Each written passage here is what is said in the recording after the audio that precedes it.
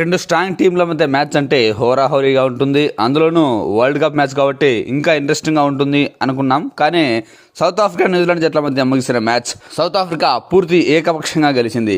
న్యూజిలాండ్పై 7 వికెట్ల తేడాతో ఘన విజయం సాధించింది.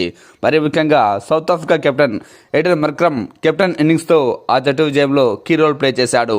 మిగతా బ్యాట్స్మెన్లు కూడా రన్ చేయడంతో సౌత్ ఆఫ్రికా 175 పరుగుల లక్ష్యాన్ని 17 ఓవర్ల లోపే ఛేదింగ్ చేసి ఈజీగా మ్యాచ్ గెలిచింది.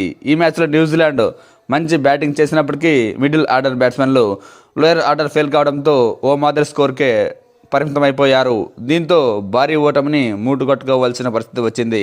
న్యూజిలాండ్ జట్టులో మార్కస్ చాప్మన్ 48 పరుగులు, డారీ మిచెల్ 32 పరుగులు చేసి 5వ వికెట్కు 75 పరుగుల పార్ట్నర్షిప్ అందించినప్పటికీ మిగతా బ్యాట్స్మెన్లు రాణించకపోవడంతో న్యూజిలాండ్ ఓ మాదిరి స్కోర్ ఇచ్చేసింది. సౌత్ ఆఫ్రికా బౌలర్లో మార్కో జాన్సన్ 4 ఓవర్ల బౌలింగ్ వేసి 40 పరుగులు ఇచ్చి 4 వికెట్లు తీస్తే కగిరుసో రబాడా వికెట్లు తీయకపోయినప్పటికీ కంట్రోల్గా బౌలింగ్ వేశారు. మిగతా బౌలర్లు కూడా వికెట్లు తీశారు.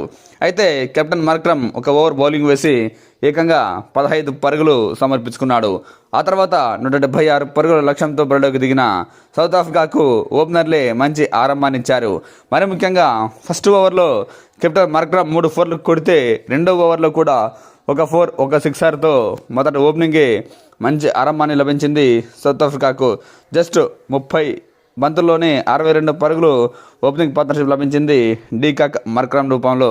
ఆ తర్వాత డీకాక్ రికిల్టన్ అవుట్ అయినప్పటికీ మార్క్రమ్ మాత్రం చివరి వరకు క్రీజ్లో ఉండి నాట్అవుట్గా నిలిచి మ్యాచ్ను ఫినిష్ చేశాడు. 44 బంతుల్లోనే 86 పరుగులు చేశాడు.